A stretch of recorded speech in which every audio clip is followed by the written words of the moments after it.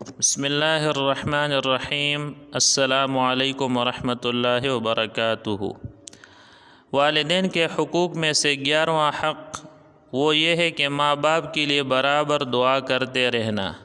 ماں باپ کے احسانات کو یاد کر کے اللہ تعالیٰ کے سامنے گڑ گڑانا اور انتہائی دل سوزی اور قلبی جذبات کے ساتھ ان کے لیے رحم و کرم کی درخواست کرنا چاہیے۔ اللہ تعالیٰ کا ارشاد ہے وَقُلْ رَبِّ ارْحَمْهُمَا كَمَا رَبَّيَانِي صَغِيرًا، اور دعا کرو کہ پروردگار ان دونوں پر رحم فرما جس طرح ان دونوں نے میری بچپن میں پرورش فرمائی تھی۔ یعنی پروردگار بچپن کی بے بسی میں جس رحمت اور جان فشانی اور رحمت و شفقت سے میری پرورش کی، میری خاطر اپنے عیش کو قربان کیا، تو اے پروردگار اب یہ بڑھاپے کی حالت میں کمزوری اور بے بسی میں مجھ سے زیادہ خود رحمت و شفقت کے محتاج ہے۔ یا اللہ اس کا کوئی بدلہ نہیں دے سکتا، تو ہی ان کی سرپرستی فرما اور ان کی حالت زار پر رحم کر۔ اولاد پر والدین کے حقوق میں سے 12واں حق وہ ہے ماں کی خدمت کا خصوصی خیال رکھنا۔ ماں طبعاً زیادہ کمزور اور زیادہ حساس ہوتی ہے اور آپ کی خدمت و سلوک کی زیادہ ضرورت مند ہوتی ہے، پھر اس کے احسانات اور قربانیاں بھی باپ کے مقابلے میں کہیں زیادہ ہے۔ اس لیے دین اسلام نے ماں کے حق کو زیادہ بتایا ہے اور ماں کے ساتھ احسان کی خصوصی ترغیب دی ہے۔ قرآن پاک میں ارشاد ہے وَوَصَّيْنَا الْإِنسَانَ بِوَالِدَيْهِ إِحْسَانًا حملته أمه كرها ووضعته كرها وحمله وفصاله 30 شهرا، اور ہم نے انسان کو ماں باپ کے ساتھ بھلائی کرنے کی تاکید فرمائی ہے۔ اس کی ماں تکلیف اٹھا اٹھا کر اس کو پیٹ میں لیے پھری اور تکلیف ہی سے جنا، اور پیٹ میں اٹھانے اور دودھ پلانے کی یہ تکلیف دہ مدت 2.5 سال ہے۔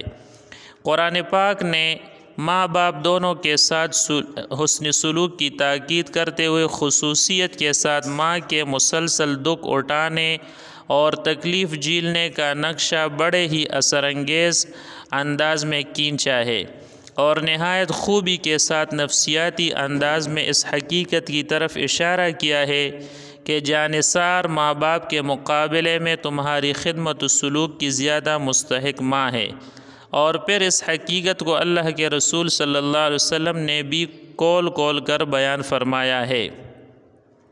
حضرت ابو ہریرہ رضی اللہ تعالیٰ عنہ فرماتے ہیں کہ ایک شخص نبی کریم صلی اللہ علیہ وسلم کی خدمت میں آیا اور پوچھا اے اللہ کے رسول صلی اللہ علیہ وسلم میرے نیک سلوک کا زیادہ مستحق کون ہے؟ آپ علیہ السلام نے فرمایا تیری ماں۔ اس نے پوچھا پھر کون؟ آپ نے فرمایا تیری ماں۔ اس نے پھر پوچھا کہ پھر کون؟ آپ نے ارشاد فرمایا تیری ماں۔ اس نے پوچھا پھر کون؟ آپ صلی اللہ علیہ وسلم نے ارشاد فرمایا تیرا باپ۔ حضرت جاہمہ رضی اللہ تعالیٰ عنہ نبی کریم صلی اللہ علیہ وسلم کی خدمت میں حاضر ہوئے اور کہا کہ یا رسول اللہ صلی اللہ علیہ وسلم میرا ارادہ ہے کہ آپ کے ساتھ جہاد میں شرکت کروں، اور اسی لیے آیا ہوں کہ آپ علیہ السلام سے اس معاملے میں مشورہ لوں۔ فرمائیے کہ کیا حکم ہے؟ نبی کریم صلی اللہ علیہ وسلم نے اس سے پوچھا تمہاری والدہ زندہ ہے؟ جاہمہ رضی اللہ تعالیٰ عنہ نے کہا جی ہاں زندہ ہے۔ نبی کریم صلی اللہ علیہ وسلم نے فرمایا پھر تم جاؤ اور ان کی خدمت میں لگے رہو، کیونکہ جنت انہی کے قدموں میں ہے۔ تفسیر ابن کثیر میں ہے کہ ایک شخص اپنی والدہ کو کمر پر اٹھائے طواف کر رہا تھا۔ اس نے حضور صلی اللہ علیہ وسلم سے عرض کیا کہ میں نے اس طرح خدمت کر کے اپنی والدہ کا حق ادا کر دیا؟ آپ صلی اللہ علیہ وسلم نے فرمایا ایک سانس کا بھی حق ادا نہیں ہوا۔ حضرت اویس رحمہ اللہ نبی کریم صلی اللہ علیہ وسلم کے دور میں موجود تھے، مگر آپ صلی اللہ علیہ وسلم کی ملاقات کا شرف حاصل نہ کر سکے۔ ان کی ایک بوڑھی ماں تھی، دن رات ان کی خدمت میں لگے رہتے۔ نبی کریم صلی اللہ علیہ وسلم کے دیدار کی بڑی آرزو تھی، اور کون ایسا مومن ہوگا جو اس تمنا میں نہ تڑپتا ہو کہ اس کی آنکھیں رسول اللہ صلی اللہ علیہ وسلم کے دیدار سے روشن ہو۔ چنانچہ حضرت اویس رحمہ اللہ نے اب آنا بھی چاہا، لیکن آپ صلی اللہ علیہ وسلم نے منع کر دیا۔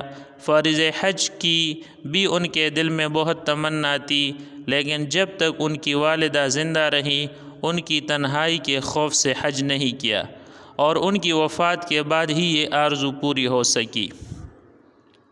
حضرت اویس قرنی رحمہ اللہ یمن کے رہنے والے تھے۔ ان کو حضور صلی اللہ علیہ وسلم نے خیر التابعین فرمایا، اور یہ بھی فرمایا کہ ان سے اپنے لیے دعائے مغفرت کرانا۔ انہوں نے عہد نبوت میں اسلام قبول کر لیا، لیکن والدہ کی خدمت کی وجہ سے بارگاہ رسالت میں حاضر نہ ہو سکے اور شرف صحابیت سے محروم ہو گئے۔ حضور صلی اللہ علیہ وسلم نے ان کے اس عمل پر نکیر نہیں فرمائی بلکہ قدردانی فرمائی اور ارشاد فرمایا کہ ان سے دعا کرانا۔ والدین کا کیا مرتبہ ہے؟ حضرت صلی اللہ علیہ وسلم نے فرمایا کہ اویس قرنی کی والدہ ہے، اس کے ساتھ انہوں نے حسن سلوک کیا۔ اگر اویس کسی بات میں اللہ کی قسم کھا لے تو اللہ تعالیٰ ان کی قسم ضرور پوری فرمائیں گے۔ اللہ تعالیٰ ہم سب کو اپنے والدین خصوصاً ماں کی خدمت اور خیال رکھنے کی توفیق عطا فرمائے۔ وما علینا الا البلاغ۔